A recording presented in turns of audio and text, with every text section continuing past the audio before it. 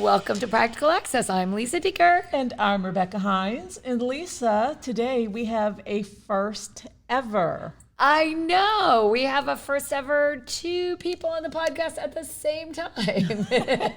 4 of us. I can't wait. So we have our friends with us today, Marcee and Jolly. Welcome, both of you. Thank you. Yeah, we're excited to have you. So we have with us Marcee Wilburn, who is project coordinator, and Jolly Piersall, who is the director they both work at the Indiana IEP Resource Center. So we're so excited you're with us. Thanks. We're excited to be here. Yay. Thanks for inviting us. Oh, well, so we're here at the conference, and I, first of all, thank you for your service and all the work you've done as both teachers and in making this week happen. So we're going to start with a question. It's the 100th anniversary. You both have had a lot of impact as not just teacher practitioners, but you really have been teacher practitioner leaders.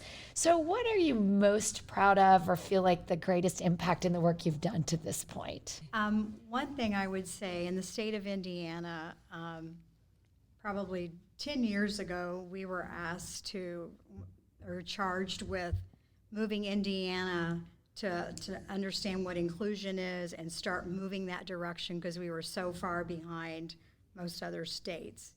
And we started a Focus on Inclusion conference 10 years ago, which I can say we're happy that both of you have presented at that conference. It was a privilege. And this year will be our 10th year. Yay. And we went from where it was a conference for just basically special educators and administrators, and now it's very much equal as far as gen ed and special ed. It's really exciting. So we feel like we have worked really hard to make sure they understand we can't be in silos anymore. We have to work together for all kids. Our charge is for students with disabilities, but anything that we want to improve for students with disabilities is going to have to be good for all kids. So, and I think the one thing that we feel like we've made the most difference is just basic knowledge and recognition. And now we see, I would say, the majority of the districts at least know what it is and know what they should be doing, even if they aren't doing it. And some of them are attempting to do it, and we do a lot of technical assistance to support them in that. And really, I think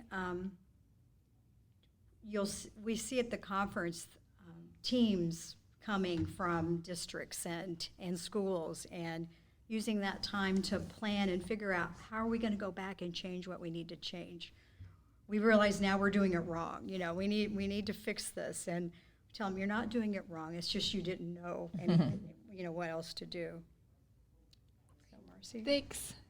Yeah, so when we're talking about just professional accomplishments for myself, I think that going back to when I was a teacher and just the impact on the students and the families with whom I worked, and having the opportunity to really get to know those students, form those strong bonds and relationships, and those students that maybe were a struggle to work with either academically or behaviorally. When you changed positions, they showed up at your classroom door when you were down the hall and in a different classroom. And that was so meaningful to me, and it just showed that over time, like, I did make an impact. Or, a couple years ago, I had a student reach out to me and say, I don't know that I would have graduated high school without you. And so those types of stories and those connections that come back, that you impacted a student's life directly. And as Adam Sines would say, the power of a teacher is so much. And I think just recognizing that as educators, we have so much power in order to really be the champion for students that we serve.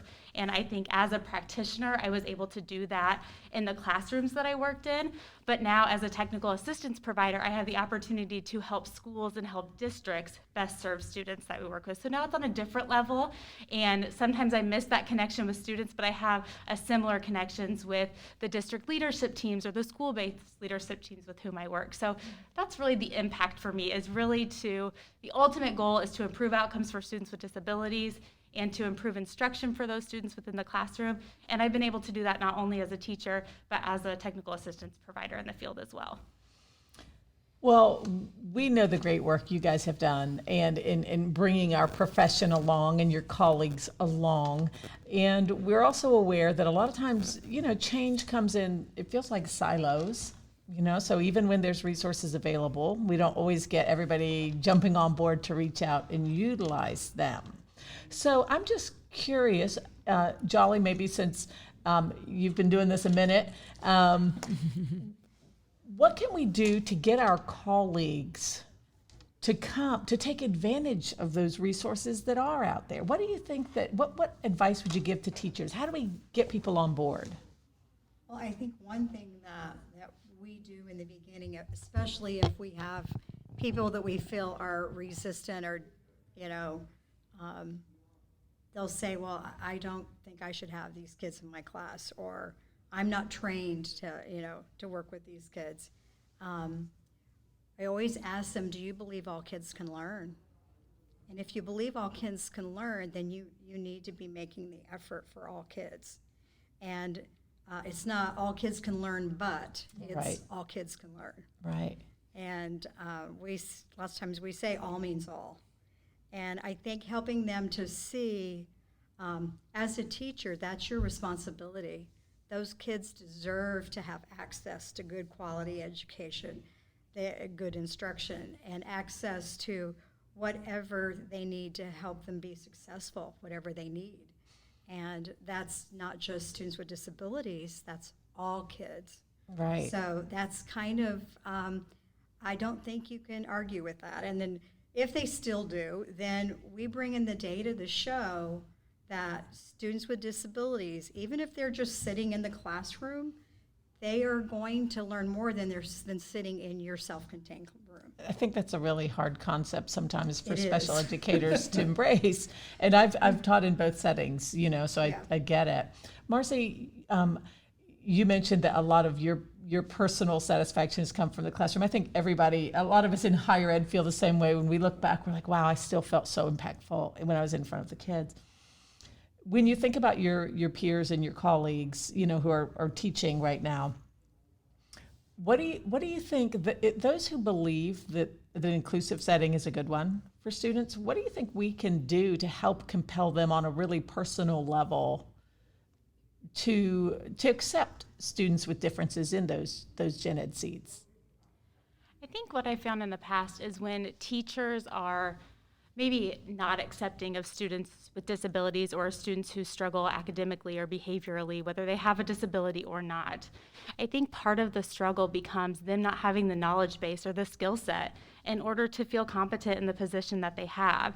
And so how do we make sure that teachers have the training and the follow-up and the support to be successful with students? And I think that's so important, and we say often a one-and-done training is not going to do it. Mm-hmm. There needs to be some training, some modeling, some coaching, some follow-up in order for our teachers to be successful. And once they have a glimmer of success with one student, I truly think that can completely change the mindset of the individual with whom you're working. But they have to have the ability to have that experience and those positive experiences, because my guess is at this point, they probably haven't had those experiences. And so how can we help shape the environment so that they can be successful just as we would for our students?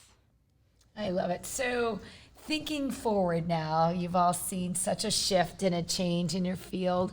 Where do you hope in the next 10, 50, 100, you pick how many years, what would you hope to see? Can you just kind of describe what you hope the future is?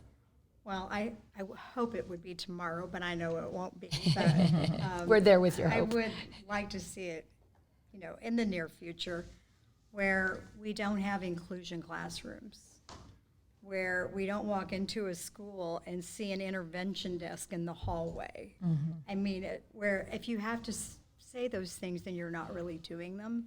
And I'd like to see where all kids, when they get off the bus, they all go through the front door, not the special ed door around behind for the special ed kids. And just where not just the school, but the community is inclusive, which is going to take a lot of work, I know. It's a big ask. But that's where we need to be. Love it. Marcee. Within our work, we talk a lot about the evolution of inclusion, and I think Shelley Moore paints a wonderful picture when she talks about inclusion from, when we had students who were educated in institutions, all the way till now when students are educated within their home school and oftentimes integrated within the gen ed setting. But what does that true inclusion look like? And she makes a statement that I think is so impactful, that we aren't truly doing inclusion until we can stop talking about doing inclusion. Right. And so I think that's my dream, that students with and without disabilities who bring all of their strengths and barriers to learning come together and are educated in one place, and we're providing the services and supports that they need in order to improve outcomes and ensure their success over time. That's my dream of education. I love it. Well, we really appreciate you taking the time out of a busy schedule this week and for your leadership in really rolling up your sleeves and making a difference for teachers and kids on a daily basis. So thank you for joining us, Jolly and Marcee. And if you have questions, please send us a tweet at Access Practical, or you can post a question on our Facebook page at Practical Access. Thank you again to both of you. Thank you. Thank you. Good to see you. And thank you both for your work and your support. Thanks so much.